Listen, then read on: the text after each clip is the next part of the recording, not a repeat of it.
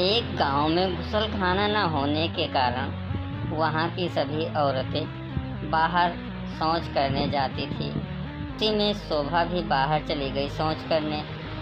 और शौच करने के बाद शोभा ने जब उठ के देखा तो वहाँ उनके शौच से कुछ चमक रहा था। शोभा ये सब देख के हैरान हो गई और मन ही मन सोचने लगी, ये क्या है।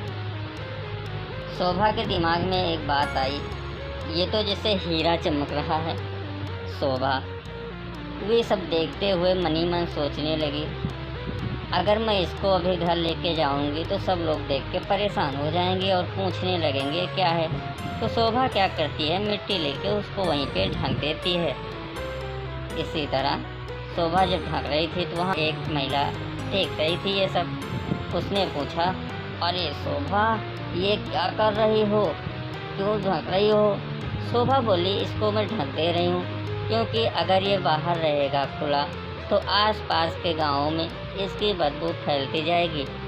यही सब शोभा मन ही मन सोच के ये सब ढक दिया और बोली, कल आके मैं इसको वापस से ले जाऊंगी।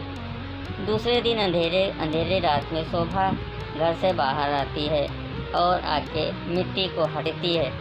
मिट्टी को हटाने के बाद वो शौच को लेके वहाँ से चली जाएगी क्योंकि उसमें सोना था। शोभा यही सब देख देख के मन ही मन बहुत प्रसन्न हो रही थी कि अब मैं माँ जी को ये शौच दिखाऊंगी और हमारे घर में सोना ही सोना हो जाएगा। यही सब सोचते हुए शोभा अपने शौच को हाथ में लेकर चली जाती है घर। और घर ले जाके अपनी वहाँ सासू माँ को बोलती है, अरे माँ जी देखो, मैंने जो शौच किया था उसमें से सोना निकला है, हीरा निकला, हीरा चमक रहा है। उसकी सासू माँ भी डलिया लेके आ जाती है और शौच को उसमें रख के ले जाके रख देती है क्योंकि अब ये शौच सोने हीरे में परिवर्तन हो गया था। उसकी सास भी मन ही मन प्रसन्न हो जाती है कि अब मेरी बहू तो सोने ही कर देगी घर में, क्योंकि जब भी उसको शौच लगता था तब वो सोना ही निकालती थी। यही सब सोच के उसकी सास बहुत प्रसन्न हुई थी। अब इसी तरह शोभा रोज यही करती और उसकी सासू माँ बोली, देखो बेटा, तुम थोड़ा ज़्यादा खाना ताकि कुछ ज़्यादा शौच करो क्योंकि हमारे घर में ज़्यादा आ जाएगा।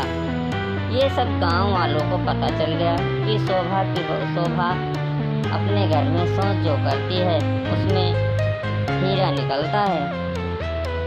ये सब सोच के गांव वाले भी परेशान हो गए और बोलने लगी, अरे शोभा, किसी दिन मेरे भी घर में आ जाओ, मेरे घर में भी शौच कर दो क्योंकि मुझे भी सोना मिल जाए। शोभा ये सब देख के शोभा और उसके पति बहुत हैरान हो गए क्योंकि शोभा अब किस के घर जाएगी। गांव वाले भी बोलने लगे, अरे शोभा, तुम ज़्यादा खाना और ज़्यादा नाश्ता भी करना क्योंकि ज़्यादा खाओगी तो ज़्यादा शौच करोगी।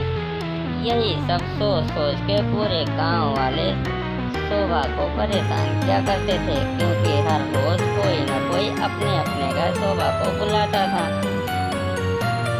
शोभा बेचारी ये सब सोच के बहुत परेशान थी। गांव वाले बोले, अरे शोभा, तुम मेरे भी घर कभी आ जाना क्योंकि मेरे घर में भी सोने की कमी है, थोड़ा मेरे घर में भी कर देना। अब शोभा बेचारी मन ही मन परेशान और उसकी सासू माँ ये सब देख के बहुत ज़्यादा क्रोधित हो गई। यही बात के लिए शोभा को बोली, अरे शोभा, तुम कुछ ज़्यादा खा लो थोड़ा, क्योंकि ये सब सोच के जब शोभा थोड़ा ज़्यादा खाने लगती है तभी उसका अचानक पेट खराब हो जाता है और वो जब भाग के जाने लगती है तभी शौच पूरे घर में इधर उधर फैल जाता है। सासू माँ बोली, अरे ये क्या किया करम जली, पूरे घर में सोच ही सोच कर दिया, पूरा घर बदबू से भर गया है। अब ये सब सोच सोच के उसकी सास बहुत परेशान थी, क्योंकि उसके समझ में भी नहीं आता था। उसकी सास ने शोभा को घर से बाहर निकाल दिया, क्योंकि पूरे घर में अब ये सोच कर करके परेशान थी। अचानक शोभा एक तालाब में जाती है डूबने के लिए, क्योंकि अब उसको अपने घर में भी रहा नहीं जाता। तालाब में एक साधु जी रहते हैं। उन्होंने शोभा से पूछा, अरे दीदी, तुम इसलिए क्यों तालाब में डूब के मरना चाहती हो? मुझे सारी बात बताओ, हुआ क्या है? ये सब साधु ने पूछ के शोभा से पूछने लगते हैं।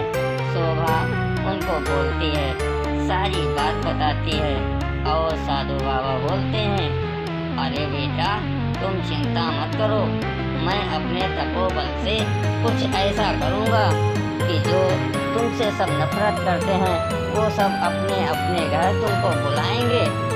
शोभा बोली, सच ये सब हो सकता है? साधु जी बोले, अगर नहीं विश्वास तो इसे आजमा के देख लो। शोभा वहाँ से वापस घर चली जाती है और घर जाके ढेर सारे सोच करने लगती है, और जब सोच करती तो सोना ही सोना हो जाता।